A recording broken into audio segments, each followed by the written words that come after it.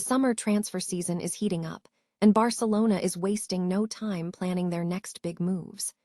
After a tough exit from the Champions League, the club has identified 4 major priorities to overhaul their roster. They are looking to lock down an elite centre-back like Alessandro Bastoni and are hunting for a new striker, with names like Alexander Sorloth and Vedat Muriqi entering the conversation to bolster the attack. Your brand new iPhone deserves the best protection, and the iLume 3-pack screen protector plus 3-pack camera lens protector has you covered. Don't take risks with your iPhone. Click the link in the video description to shop now on Amazon. Big changes are coming to the stadium scene as well. Barcelona is taking the first official steps to expand the Estadi Johan Cruyff.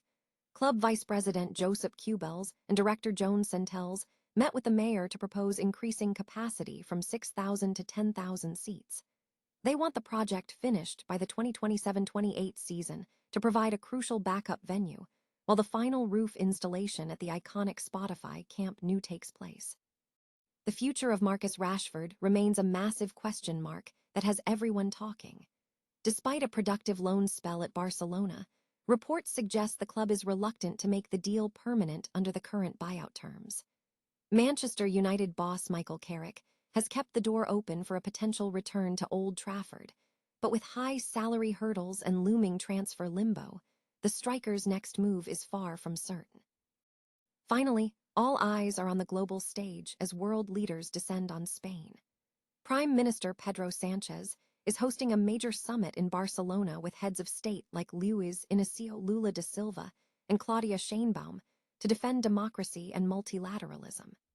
As tensions flare with Donald Trump over NATO and military policy, these leaders are pushing for new international action plans on inequality and environmental protection.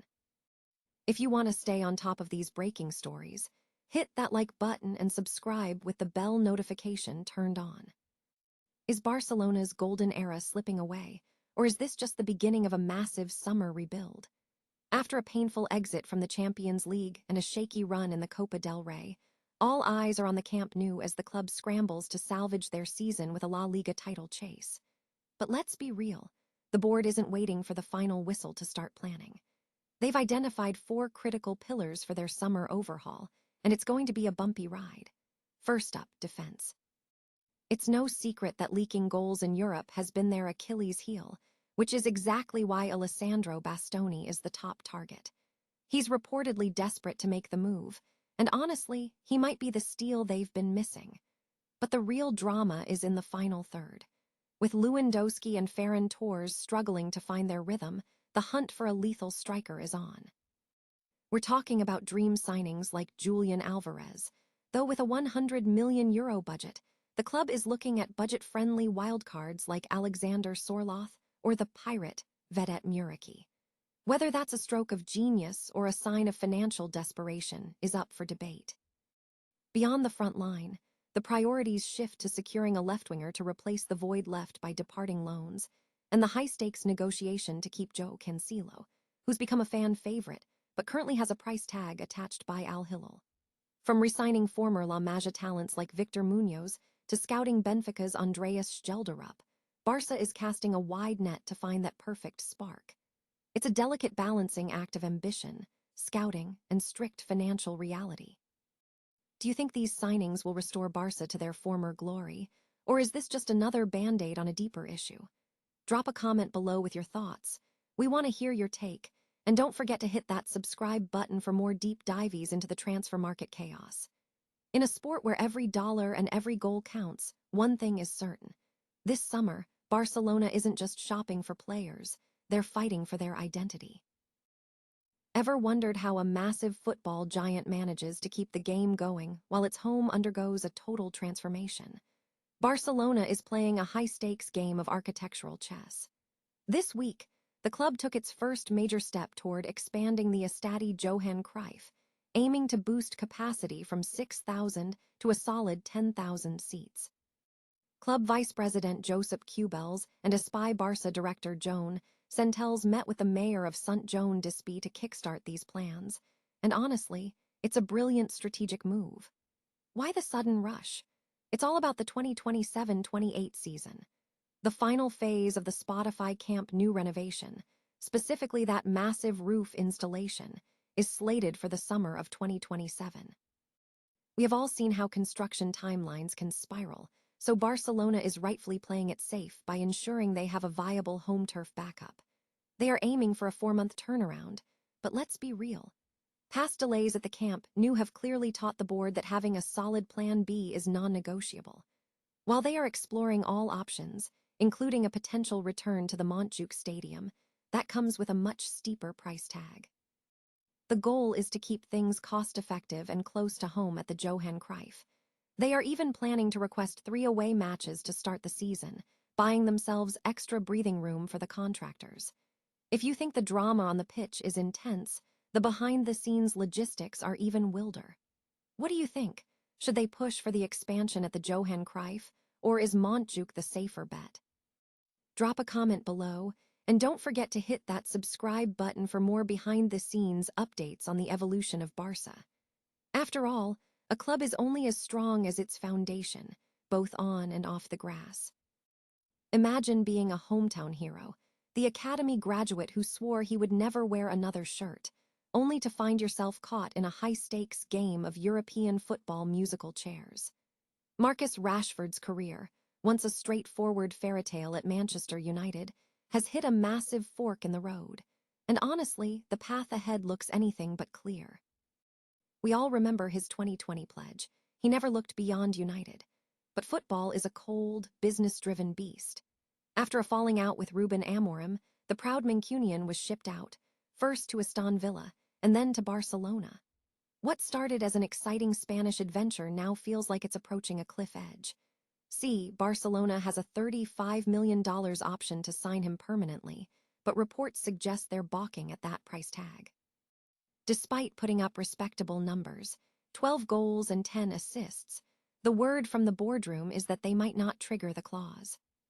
So, what does that mean for United? Well, interim boss Michael Carrick has essentially left the front door open, reminiscing about their days as teammates and his time as an assistant.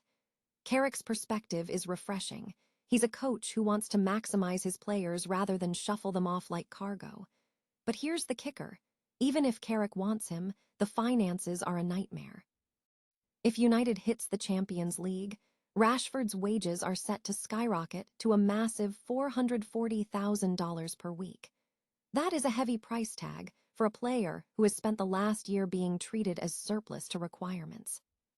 We are looking at a classic transfer limbo scenario, that agonizing state of suspension where no one knows where you'll be playing come August. If Barcelona says no and United hesitates, Rashford could find himself in a professional netherworld again. It's a harsh reminder that in the modern game, loyalty is often secondary to the balance sheet. What do you think? Should United bring him back to solve their winger crisis, or is it time for a clean break for everyone involved? Drop your thoughts in the comments below. I'd love to see where you stand on this. If you enjoyed this breakdown, hit that subscribe button and ring the bell so you don't miss the next update. After all, in the world of football, the only thing more unpredictable than the game itself is the transfer market. Imagine a world where the bedrock of international cooperation is being chipped away piece by piece. While the headlines are dominated by a digital war of words, something much deeper is happening on the ground in Barcelona. As Donald Trump took to social media to take another swipe at Spain's leadership, the city became the epicenter for a high-stakes gathering of progressive giants from across the globe. We're talking about a lineup that includes Brazil's Lula da Silva, Mexico's Claudia Sheinbaum, and South Africa's Cyril Ramaphosa, all converging with one goal: saving the crumbling liberal order. It is a striking contrast. On one side, you have the American president throwing jabs at Spain for their military spending and their refusal to back U.S. operations in Iran. On the other, you have a room full of world leaders trying to figure out how to keep the international rules-based system from completely unraveling. Host and Spanish Prime Minister Pedro Sánchez didn't name names during the public sessions, but the shadow of the current U.S. administration was undeniably present. When leaders like Sánchez warn about the dangerous normalization of the use of force, they aren't just talking about global conflicts.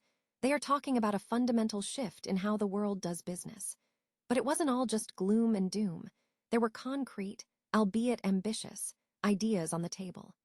South Africa is pushing for a UN-backed panel to tackle the widening wealth gap with the same urgency we treat climate change.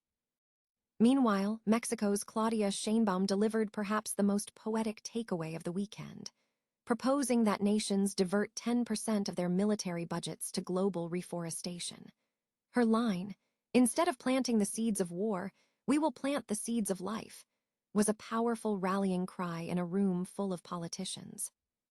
Beyond the rhetoric, this is about survival for these leaders, standing firm on human rights, environmental protection, and multilateralism at a time when the political tide globally seems to be pulling hard to the right.